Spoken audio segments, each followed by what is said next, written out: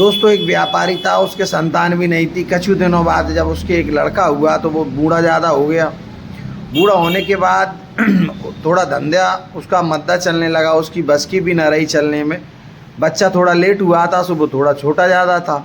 कहने लगा कि अब मैं धंधा करूँगा तो मेरे चलने की बस की नहीं है, बेटा अभी मेरा छोटा है और मैं धंधा नहीं करूँगा तो मेरा पेट पालन कैसे होगा, ऐसा कह रहा था। सो उसके बेटे ने, छोटा था, उसने सुन लिया और एक दिन उसने जिद पकड़ ली कि पापा जी आज धंधा करने के लिए मैं जाऊंगा, आप एक बार मुझे भेज कर तो देखो। सो उसकी माँ ने भी कहने लगी कि मैं तो मेरे बच्चे को नहीं भेजूंगी, चाहे मैं भूखन मर जाऊं, मैं मेरा बच्चा घर ही अच्छा है। लेकिन उस बच्चा बहुत इंटेलिजेंट था, उसने कहा, मम्मी को भी समझाया, पापा को भी समझाया, सब मान गए। मानने के बाद जैसे तैसे मानते हैं, मानने के बाद बेटा अपना धंधा करने के लिए जाता है तो बेटा उसे 3 चीज़ें समझाता है कि बेटा जब भी आप रास्ते में जाओ तो 4 रोटी लेकर के जाना, और रोटी खाओ तब ये कहना 1 खाऊं, 2 खाऊं, 3 खाऊं या 4 नहीं खाऊं, ऐसा बोलना जब रोटी खाओ जब। और जब भी आप रात रुको बेटा जी तो ऐसे रूम में रुकना उसमें अंदर से कुंडी लगाने की व्यवस्था हो। ऐसे में मत रुकना जिसमें कुंडी ना हो। कोई सी भी धर्मशाला या कोई सा भी रूम में आप रुको तो ऐसी जगह पर रुकना जहाँ में अंदर से कुंडी लगाने की व्यवस्था हो। उसने कहा ठीक है पापा। और तीसरी बात एक और है बेटा, जब भी कोई दुकान पे आप सौदा देओ, आपके काजू बादाम का जो भी धंधा है वो आप जा कर के बेचो तो आप उनसे कहना कि हमारे पापा जी आ रहे हैं, मैं उनसे पूछ के आपको देंगे। जैसे कोई ने कम भाव लगा दिया, 400 रुपये लगा दिया और तुम्हें देना है 900 रुपये में, तो वो व्यापारी कहेगा बेटा इसकी कीमत 400 है, तुम कहोगे 900 है, तो आप कह देना कि पापा जी से पूछ करके मैं आ रहा हूँ।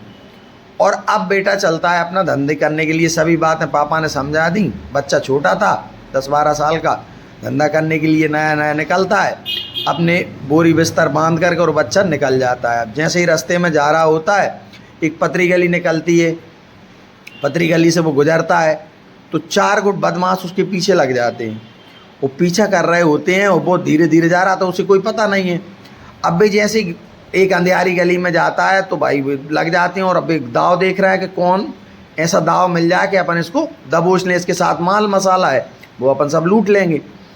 जैसे ही वो लड़का निकलता है एक गली में, तो एक गली पार करके दूसरी गली में जैसे जाता है उसको भूख लग जाती है। वो देखता है अच्छी व्यवस्था, टोटी मोटी लगी है, नल व्यवस्था थी, वहाँ देख करके बैठ जाता है। और बस अब वो रोटी जैसी उसने निकाली और निकाल के वो कहता है कि 1 खाऊं या 2 खाऊं या 3 खाऊं या 4 नहीं खा जाऊं। अब भी बदमाश कहते हैं अरे ये तो बहुत चांडा का आदमी है, 4 को खा जाएगा। वे सभी 4 भाग जाते हैं उसको देख करके। अब जैसे ही वो रात हो जाती है, खाना खाने के बाद सोने के लिए जाता है, एक धर्मशाला में जाता है, वहाँ बहुत बदमाश रहता है और कहता है कि आपको फ्री कमरा है, आप सो जाइए, कोई दिक्कत नहीं।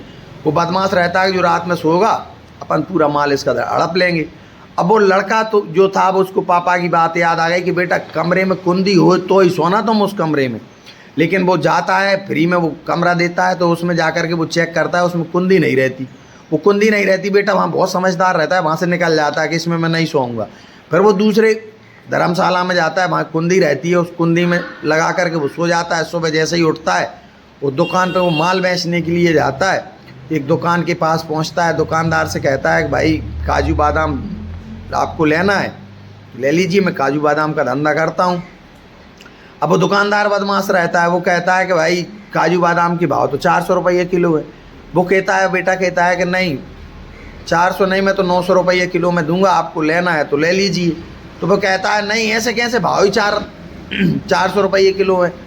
तो वो कहता है आप रुक जाइए, मुझे मेरे पापा से पूछ लेने दो, पापा जी आ रहे हैं। तो वो दुकानदार कहता है कि इसके साथ में तो इसके पापा भी है। तो वो डर जाता है और कहने लगता है कि अभी जो पापा को बुला करके लाएगा तो भी वही भाव लेना पड़ेगी। तो वो दुकानदार उससे काजू बादाम खरीद लेता है।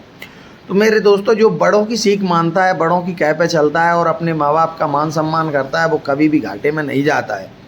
इसलिए आजकल के जो बच्चे गच्चा खा जाते हैं, व्यापार डूब जाता है, इसी कारण डूब जाता है। जो अपनी माँ बाप की पूरी बातों पर ध्यान नहीं रखता, तो अपने माँ बाप की बातों का ध्यान रखिएगा और आगे बढ़ते जाइए। आप ऐसी तरक्की करते रहेंगे, आपका कोई दुश्मन, कोई कुछ नहीं बिगाड़ सकता। जय श्री राधे, जय श्री राम। वीडियो पसंद आए तो लाइक और शेयर ज़रूर करिएगा और पेज को फॉलो ज़रूर करिएगा। जय श्री श्याम।